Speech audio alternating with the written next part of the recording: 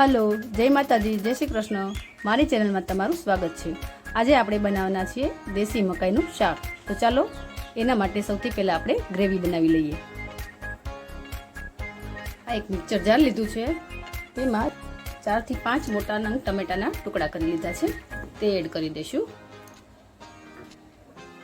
ત્યાર પછી એક ટુકડો આદુનો, 2 લીલી મરચી અને 4 થી 5 કળી લસણની તે એડ કરી દઈશું અને આને ગ્રાઇન્ડ કરી લઈશું.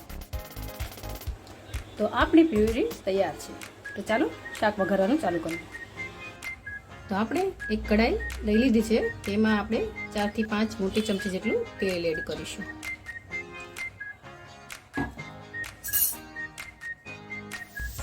ત્યાર પછી તેમાં 1 ચમચી જેટલું બટર એડ કરી દઈશું. બટર નાખવાથી શાકનો ટેસ્ટ ખૂબ સરસ આવે છે. આપણું તેલ ગરમ થઈ ગયું છે, તો હવે તેમાં 1 મોટી ચમચી જેટલું જીરું એડ કરી દઈશું અને 2 એલચી, 1 નાનો તજનો ટુકડો અને 1 તમાલપત્ર એડ કરીશું. આપણે મસાલા નાખતી વખતે ગેસની ફ્લેમ બિલકુલ ધીમી જ રાખીશું.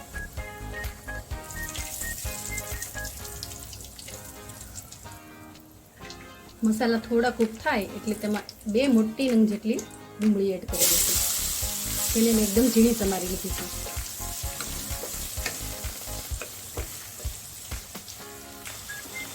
આપણે ડુંગળીને થોડી બ્રાઉન થવા દેશું.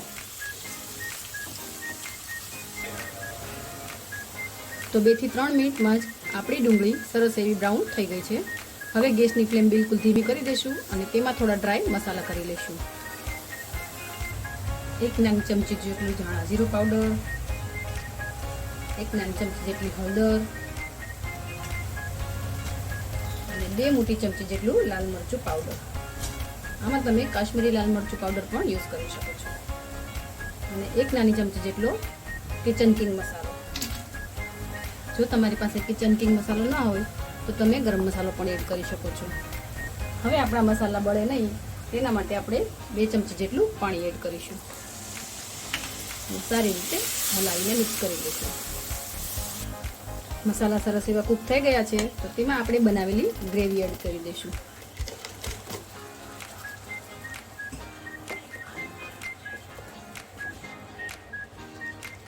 તો આપણી ટામેટાની પેસ્ટમાં સરસ એવું તેલ છૂટું પડે ત્યાં સુધીમાં આપણે એક વ્હાઈટ પેસ્ટ તૈયાર કરી લઈશું.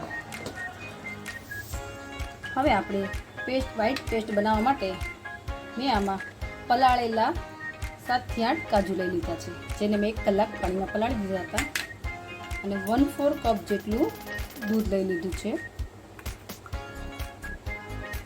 અને આ ક્રીમમાં એકદમ ક્રીમીનેસ ટેસ્ટ દેવા માટે 1 મોટી ચમચી જેટલી મલાઈ લઈ લીધી છે, જે ઘરની ફ્રેશ મલાઈ છે. આમાં તમે મગજતરીના બીજ પણ નાખી શકો છો. તો આપણી વ્હાઈટ પેસ્ટ તૈયાર છે. તો આપણી ગ્રેવીમાંથી સરસ એવું તેલ છૂટું પડી ગયું છે. હવે આમાં આપણે આપણી બનાવેલી વ્હાઈટ પેસ્ટ એડ કરી દઈશું. પેસ્ટ એડ કરતી વખતે ગેસ એકદમ ધીમો જ રાખવો અને પેસ્ટ એડ કરીને સતત હલાવતા રહેવું.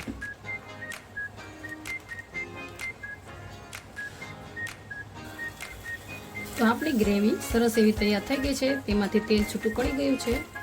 હવે આપણે તેમાં મીઠું એડ કરી દઈશું. મીઠું આપણે મકાઈ બાફતી વખતે નાખેલું છે, આપણે ગ્રેવી પૂરતું જ નાખવાનું છે. તમે તમારા સ્વાદ મુજબ નાખી શકો છો.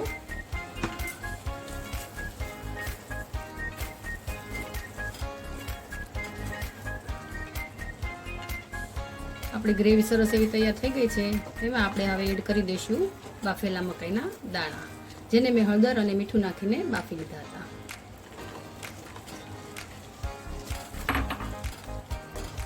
આ શાકમાં તમે કેપ્સિકમ પણ નાખી શકો છો. હવે આપણા આ શાકમાં થોડી ગ્રેવી બનાવવા માટે થોડું પાણી એડ કરી દઈશું. આપણે આ શાકમાં વધારે ગ્રેવી નથી રાખવાની. આપણે જે મિક્સર જારમાં ગ્રેવી બનાવેલી હતી વ્હાઈટ પેસ્ટ, એ જ મિક્સર જારમાંથી પાણી લઈને એડ કરી દઈશું.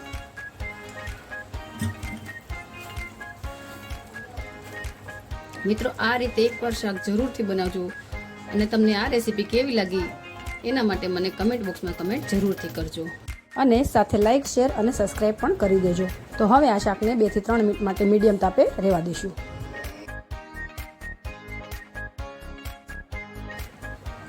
તો આપણું શાક સરસ એવું તૈયાર થઈ ગયું છે. તેમાં આપણે નાખીશું કસૂરી મેથી. હાથેથી થોડી ક્રશ કરીને જ નાખવી.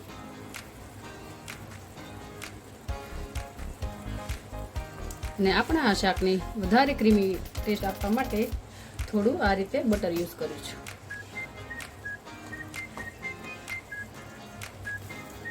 અને થોડા કોથમીરના પાન એડ કરી દઈશું. તો તૈયાર છે આપણું એકદમ ઢાબા સ્ટાઇલ શાક.